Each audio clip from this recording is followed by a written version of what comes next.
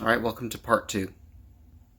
So last video I made was about how scriptures were changed and how, the enemy actually did this to pervert scripture, to pervert the names, that we did not know that Jesus is actually a false name, by the way. The evil one actually took scriptures, okay, and used the Greeks to, blot out his name. Rather than using Yahusha, they translated it to a different name to make us believe that really is his name, but it's not, okay? And I'm going to explain furthermore how they did it. By the way, if you haven't seen the first video is a warm-up for you guys to see the first awakening that I'm trying to help you guys see. It's not a slippery slope, guys. I've heard someone say, this is a slippery slope. It's not a slippery slope. This is a warm-up.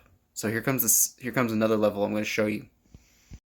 Okay, guys, you know that after the apostles died, okay, we all know the story that Jerusalem had to go through times when Rome was still around. And here's the thing. The Roman Empire, okay, now had to make, deals with the Jews, but there were rebels, who were against Rome and caused trouble. Now, here's the thing. When it says what happened to the Jews after the Romans, in 70 AD, which is the Romans destroyed the Second Temple in Jerusalem, a large part of the Jewish population was either massacred or exiled.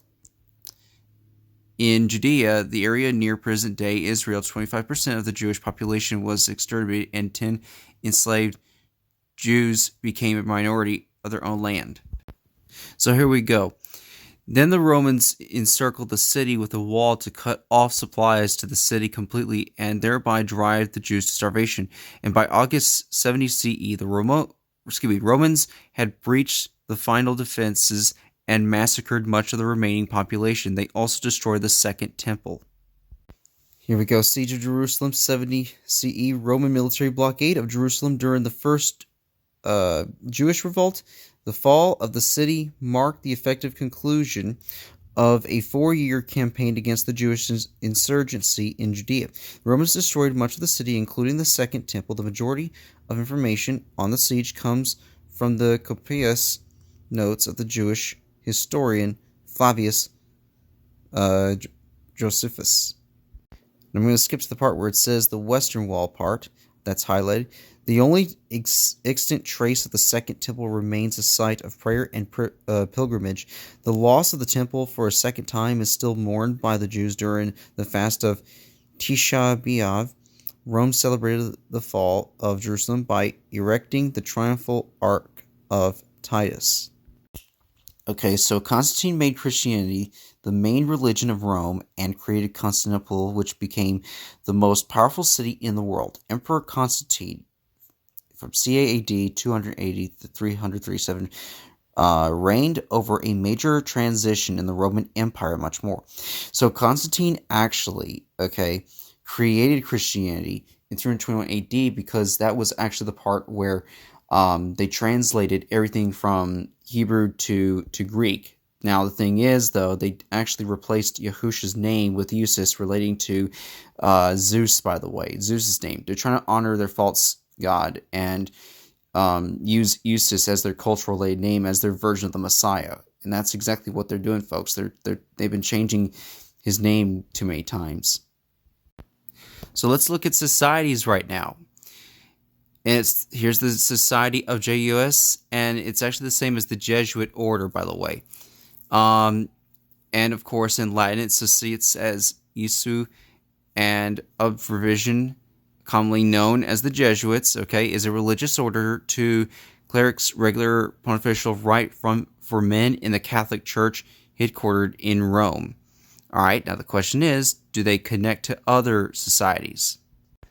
So the Jesuits, were made in September 27th, 1540, in Montmartre, Paris, France, So I asked the question, does the Jesuit order and the Society of JESUS actually connect to other societies? Yes, the Jesuits are connected to Freemasonry. Adam Weishaupt, the man who created the Illuminati, was a Jesuit priest. The Jesuit order used Weishaupt during 1776 to create the Illuminati as a front organization to infiltrate the governments This is because during this time, the Jesuit order had been abolished in the majority of countries for trying to overthrow Protestant governments. Bishop used free Masonic lodges to conduct business meetings for the newly formed Illuminati organization. Also, the Jesuits infiltrated Freemasonry by creating the writings, the higher degrees of Freemasonry at the College of Clermont. Let's just say that the Jesuits have been hiding behind Freemason for a long time. So, what religion is the Masonry? Okay, while Freemasonry is not itself a religion, all its members believe a supreme being or grand architect of the universe. Members come from many faiths, but one denomination in particular bars a crossover. Okay, so they just said that, okay, that it's not a religion, but they believe in a supreme being and have their faith in it. That's still actually religion. I mean, it's ridiculous. They just lied. But then again, it's true that they do actually follow a being that calls himself God, by the way. And that's the evil one that they're talking about. So I'm going to show you a list of all societies that connect to each other. You got the Sons of Liberty, Knights Templar, Skulls and Bones Society. Then you got Order of Assassins and Priority of Sion. You got Black Hand, Ordo Templi Orientis, and Hermetic Order. Yes, folks, these people exist before we were born, and we didn't know that. And here's another question. Why does the Illuminati use the name JESUS? They wouldn't use it. Why does the Jesuit order use the name JESUS if they're against the one that's in heaven? Why do they use the name JESUS in the Society of JESUS? These people are connected to the Jesuit order, the Illuminati, the Freemasons, and the Crossbone Society. You don't want to follow these people. They're very wicked people, folks. And you're probably going to say, well, they're just probably pretending. No, they're not pretending, folks. They know that name more than you do. You don't know whose name that belongs to. You don't know. You truly don't know, folks. That's why the name Yahusha was blotted out, to make sure that you don't know his name and make you call it in the name of an evil entity that you don't know whose name that belongs to, folks. That's why the Bible says everyone will be deceived at the end times, okay? But knowledge will increase in the end times. And again, you will say deception is everywhere. That's true. But without Yahuah's knowledge, his people will perish. So, folks, the Creator can give you knowledge if you ask the Father, Heavenly Father in heaven. Don't take my word for it. Just ask the Father without using the name JESUS. I guarantee you will ask him, the Father, and if you ask him, he will give it to you. He will give it to you because if you're seeking for repentance and knowledge and getting closer to the Father, trust me, he will not reject you if you're choosing to know him better. He'll give you the knowledge and the truth.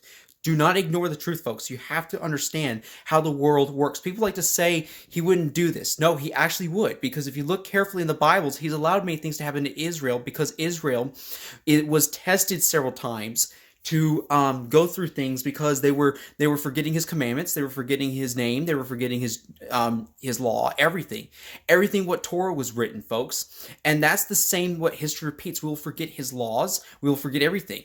If you read carefully, folks, they will repeat. History repeats itself, folks, but people deny that because they don't believe he will allow this. Listen, folks, he's the creator of free will in your life, folks. He will not interfere with these things unless you ask him to do so.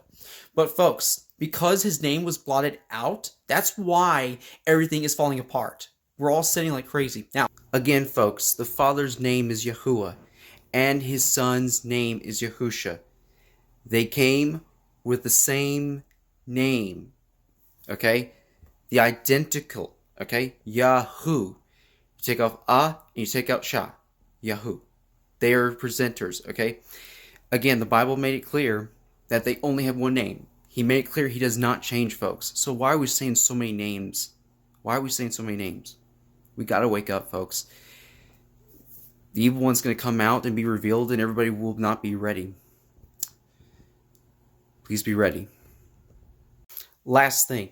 If you want more proof, learn Hebrew and learn the ancient Hebrew texts, both Aramaic and the original source of the Hebrew. Trust me, it's worth your time to know the truth, because it's where you will find the true names. Yahuah bless.